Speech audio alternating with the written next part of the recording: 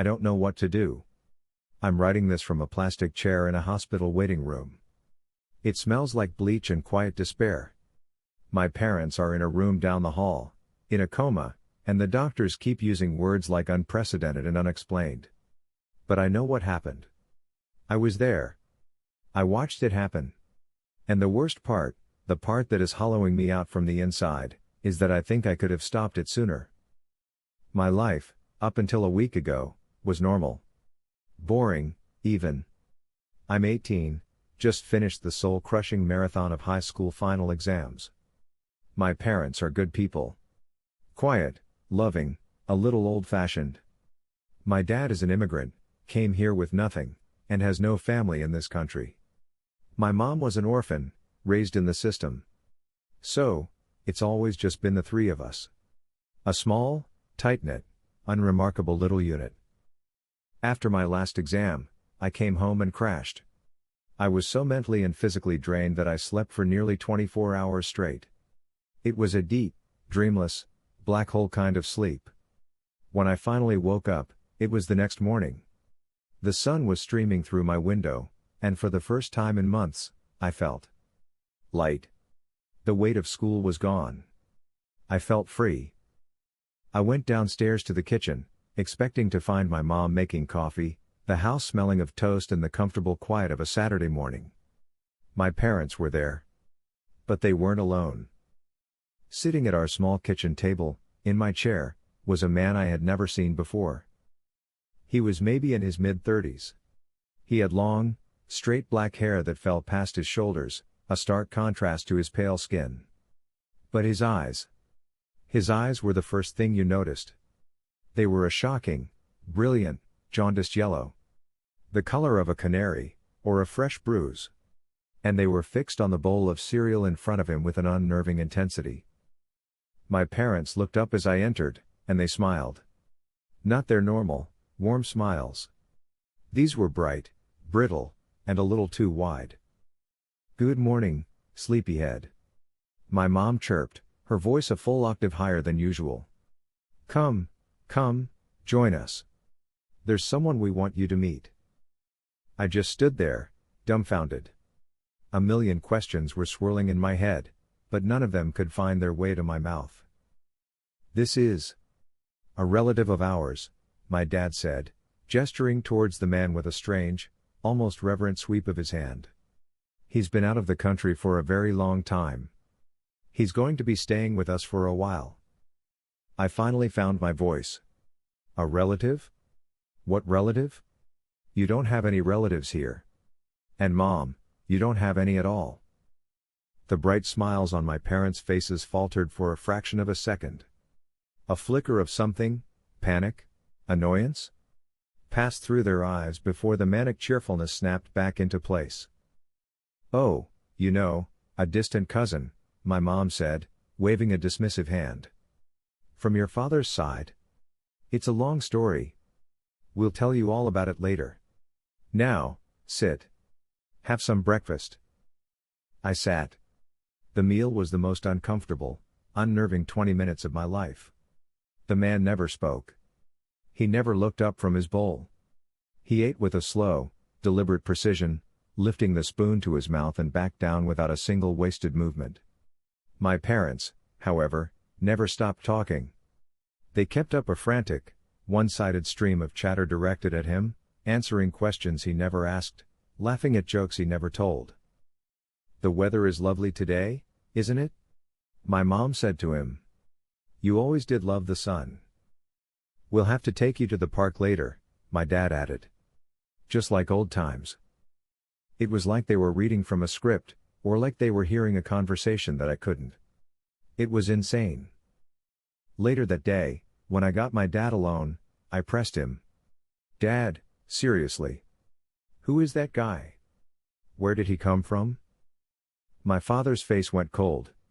The forced cheerfulness vanished, replaced by a stern, hard mask I hadn't seen since I was a little kid who had broken a rule. "His name is not your concern," he said, his voice low and flat. "He is our guest. You will treat him with respect. You will not ask any more questions. This is not up for discussion." And that was it, The conversation was over. The first few days were a masterclass in quiet, creeping dread. The man remained a silent, unnerving presence in our home. He never spoke a word. Not one. I tried, once. I found him alone in the living room, just standing in the center of the room, staring at a blank wall. "Look," I said, my voice shaking slightly. "I don't know who you are, or what you're doing here, but this is my home, and..." I never got to finish. My parents appeared in the doorway as if summoned from thin air. "Don't be rude to our guest," my mother snapped, her voice sharp with a panic I didn't understand. "He is family. Apologize." I just stared at them, then at the silent man with the yellow eyes, and I retreated to my room. The house started to feel less like my home and more like a temple dedicated to this silent, creepy stranger. The power dynamic shifted in ways that were both subtle and terrifying. At dinner, my mother would serve his plate first. And then we would all have to wait. We weren't allowed to take a single bite until he had finished his entire meal, which he always ate with the same slow, methodical pace. Only when his plate was clean were we permitted to eat our own, now cold, food. Then, we were forbidden from speaking to him directly. "If you have something to say, you say it to us," my dad instructed, his face grim. "We will relay the message." It was absurd. He was sitting right there. But I saw the look in my father's eyes. It was not a suggestion. It was a commandment. The worst part was the locked room. It was the spare bedroom upstairs, the one we used for storage. They cleared it out for him.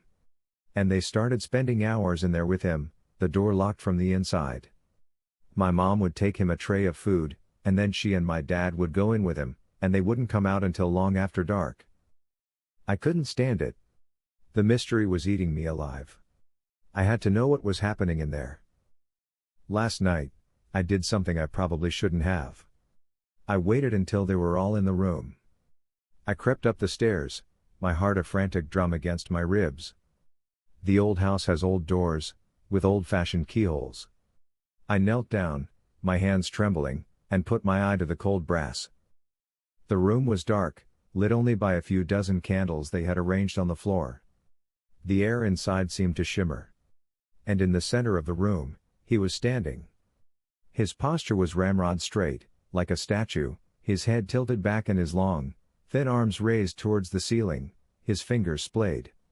He was utterly, unnaturally still. And my parents. My parents were on the floor in front of him. On their knees. They were prostrated before him, their bodies shaking, their heads bowed to the ground. And they were whispering. A low, rhythmic, frantic stream of gibberish, a language that wasn't a language, a sound of pure, terrified devotion. They weren't hosting a relative. They were worshipping a god. I scrambled back from the door, a wave of nausea and terror washing over me. This was wrong. This was a sickness. My parents were in some kind of cult, and this man was their leader. They were in danger. I was in danger. I ran to my room, locked the door, and I called the police. My hands were shaking so badly I could barely dial the number. I whispered into the phone, telling the operator that there was a strange man in my house, that my parents were acting erratically, that I was scared for our safety. They said they would send a car over immediately. I hung up, a small sliver of relief cutting through my panic. Help was coming. Knock. Knock. The soft, polite knock on my bedroom door made my blood turn to ice. I didn't move. I barely breathed. Knock. Knock. I knew who it was. I had never heard him move through the house before. He was always just there. But I knew. I slowly, shakily, stood up and opened the door. He was standing there. The man with the long black hair and the terrible yellow eyes. And for the very first time since he had arrived in my home, he was looking directly at me. And he was smiling. It was a wide, thin-lipped, maniacal grin, a grotesque slash of white in his pale face.